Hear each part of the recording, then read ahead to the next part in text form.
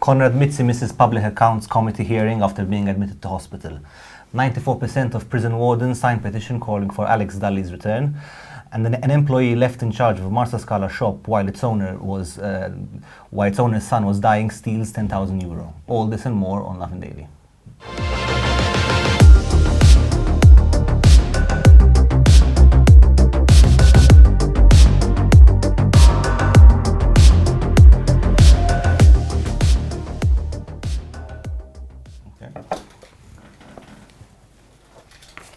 Good evening, Malta and Gozo, and welcome to another episode of Lovin Daily. My name is Yannick.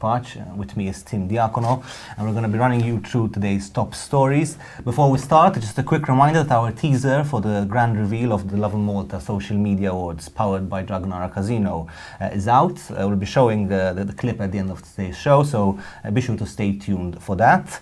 Also, the 5-day reveal event starts on the 27th November, so be sure to tune in to find out who the 20 winners are. And now the day's stories. Starting with the first one, former Minister Conrad Mitzi has been admitted to hospital, forcing him to miss today's Public Accounts Committee sitting.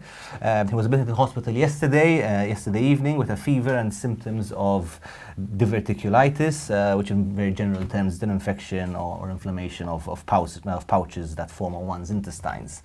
It's unclear whether or not Mitzi will require surgery or how long he will be in hospital, but his lawyers informed the Public Accounts Committee today that he would be missing today's sitting. Is expected definitely to be out of action for a couple of days. At the start of the committee sitting, Chairman Beppe Fenekadami informed the committee that Mitzi's lawyers had said that he would not be attending. The committee obviously wished him well and agreed to call him to testify next week's sitting. The Public Accounts Committee is currently discussing the electro gas contract with Conrad Mitzi starting his testimony 2 weeks ago. He's so far given the committee what is a 4-hour oral presentation about the project. He was expected to end his presentation today and start answering questions. However, this I guess will have to be postponed to next week. Yeah, obviously we wish Conrad Mitzi all the best, despite everything. Like no one ever wishes ill health on absolutely anyone. The committee meeting has been postponed. Obviously, Parliament itself has remained incredibly busy. As we speak, the cannabis debate is going on. More MPs are speaking out. Claudio Gregg, the Nationalist MP, gave a pretty bizarre explanation as to why the party is against it. Rosian Cotillard then saying what doesn't want like Amsterdam. So quite a heated debate about a very topical law that's going to give rights to Malta's cannabis users. But as you rightly said, the PAC has been postponed by at least another week. Moving on to another hot topic, an absolute majority of correctional officers within the prison have signed a petition calling for the immediate reinstatement of Director Alex Dudley. The Union for Disciplined Forces within the General Workers' Union has revealed that it received a petition that was signed by 390 correctional officers. That's around 94% of all wardens. So that's an absolute majority.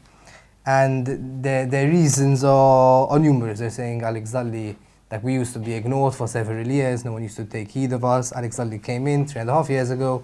He eliminated drugs from the prison, he eliminated violence, he allowed us to start rehabilitating the prison. Infrastructural work, hiring more professionals, and we want him back. Now, this is one of probably the most trickiest topics in the media right now. One of the main reasons is that what happens inside the prison is extremely secretive. No one knows what goes on inside it except for the people inside it. There's no cameras, there's no prisoners going on social media or speaking to the media. You can't.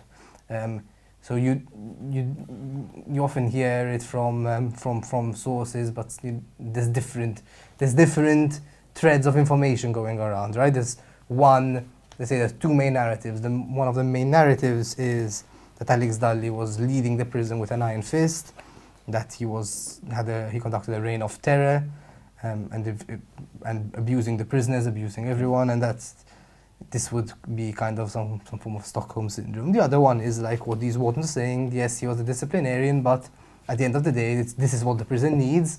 The prison needs a tough, strong man. At the end of the day, we're dealing with the most dangerous people in society, and he was passionate as well about the job. So yes, this is the state of play at the moment. Let's see if this petition works. Yeah, I mean, as we said yesterday, and as you rightly pointed out now, there's these two opposing narratives. We do have an inquiry on the way that is meant to shed some light on what is happening inside. The likelihood is that the truth might lie somewhere in between, but hopefully this inquiry will shed some light and be able to tell us either way what the situation is, so that we can find a way forward. On to our next story. A Master Scala shop owner was robbed of thousands of euro over several weeks by an employee who was trusted with running it, while the owner tended to his dying son. The partner of one of the owners of the shop opened up about the shocking incident in a Facebook post, describing how the employee would steal up to 200 euro every day. A total of 10,000 euro was stolen, in fact, over several weeks. The shop owners died quite recently. In fact, his funeral was held today. And in this post, the partner basically said, and I'm going to quote, your son just died, he hasn't even been buried yet, and you trust the shop in the hands of those who have been long been working with you, and you realize that they've been stealing 200 euro a day as you're trying to make it through this storm. She questioned whether decency and respect had become a thing of the past in today's society. And she also explained that the family hadn't filed a police report because the employee returned the money apparently within half an hour of being confronted. However, she obviously said, the disappointment and pain will remain, especially given that this particular employee was apparently a well-trusted one. It's a very, very sad story, and you don't expect, someone to be going through such a difficult time to be taken advantage of in that way. But I guess we don't know there's all sorts of people. You don't know what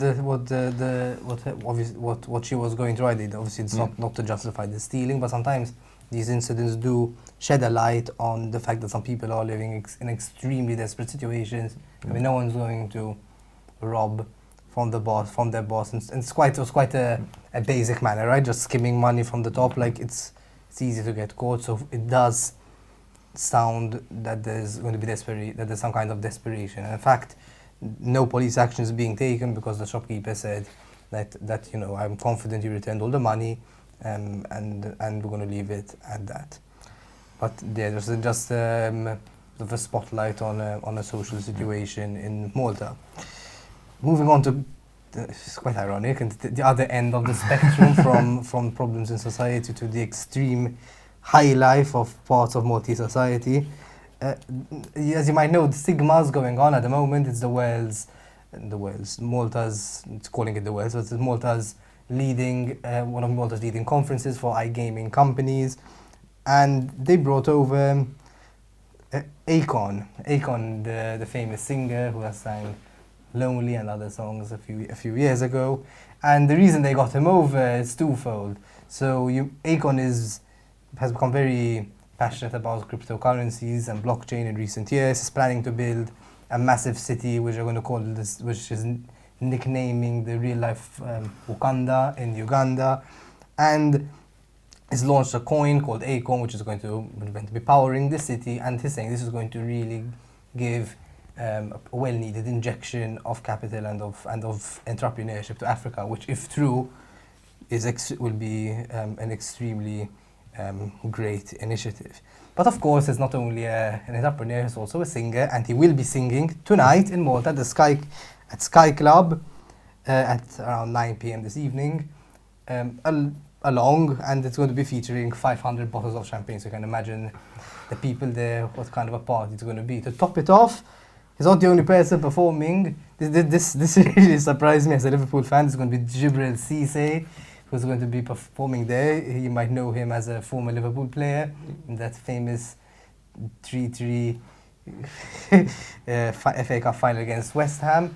And now he's tried on a new career as a DJ, and we're playing at Sky Club tonight. So yeah, I think there are still a few tickets available.